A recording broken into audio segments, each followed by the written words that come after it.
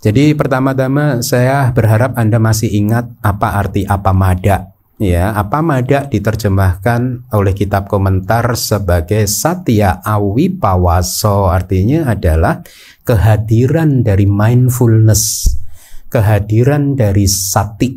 Nah, di dalam bahasa Indonesia kita sebenarnya tidak mempunyai satu kata bahasa Indonesia yang bisa mencakup seluruh makna dari kata benda yang berbahasa Pali, yaitu sati. Ya, banyak orang menerjemahkannya sebagai kesadaran, tetapi kesadaran tidak tepat dipakai untuk kata sati karena kesadaran itu artinya lebih cocok untuk cita, untuk consciousness. Ya, seperti yang di kelas beberapa waktu yang lalu saya sampaikan, sebenarnya bahasa Jawa mengcover kata sati dan waspada itu dengan bahasa Jawa, yaitu eling kelawan waspodo atau eling dan waspada.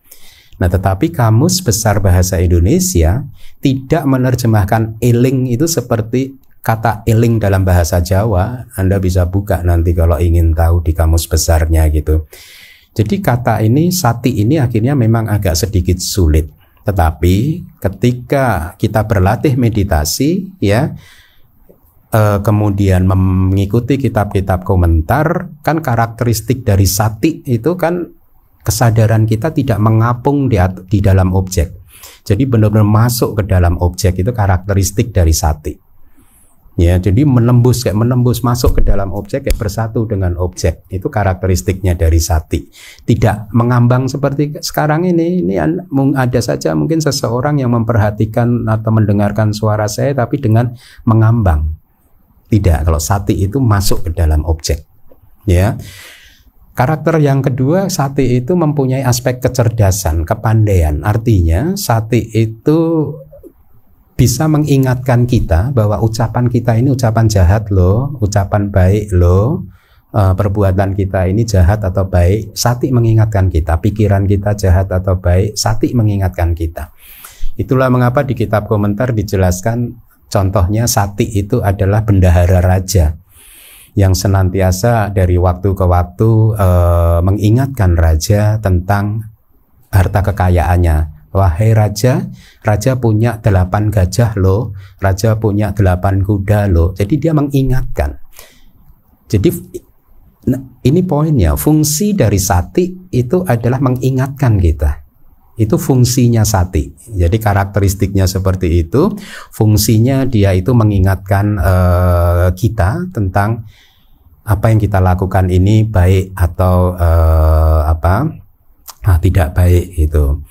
Nah, perwujudan dari sati itu energi di dalam batin kita yang benar-benar menghampiri objeknya. Dia datang berhadapan-hadapan dengan objeknya dan menghampiri objek. Ya, itu perwujudan dari sati. Sebab terdekat kemunculan sati itu persepsi yang kuat. Itulah mengapa ketika Anda bermeditasi kadang Anda diinstruksikan oleh guru Anda untuk menggunakan mental note atau catatan batin.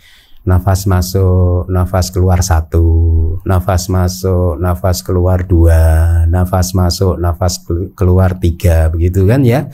Itu tujuannya apa? Untuk memperkuat persepsi Anda terhadap nafas masuk dan nafas keluar. Karena ketika persepsi sudah kuat, maka perhatian sati ini akan muncul. Nah, dari semua yang saya sampaikan tadi, akhirnya saya menerjemahkan sati sebagai perhatian yang penuh. Bukan kesadaran, bukan juga eling atau keelingan. Kamus Bahasa Besar Indonesia tidak mengakomodasi keelingan, tidak ada. Sati itu kata benda, eling itu kata sifat. Tapi eling dalam arti bahasa Jawa itu memenuhi arti sati sebenarnya. Tapi eling dalam bahasa Indonesia tidak memenuhi arti sati. Ya, jadi memang ini agak rumit karena ketika menerjemahkan itu kita benar-benar harus presisi ya. Banyak terminologi-terminologi. Ajaran Buddha itu penuh dengan terminologi. Itulah mengapa saya selalu mengatakan kalau tidak pernah belajar secara proper, saya rasa sulit untuk bisa menerjemahkan kitab suci karena dia harus tahu dulu keseluruhan ajaran Buddha, di sudut mana ada terminologi A, di sudut mana ada terminologi B dan seterusnya. Itu ya. Nah, jadi waspada itu artinya seperti itu, kehadiran dari sati, ya. Oh, ternyata sepasang di sini.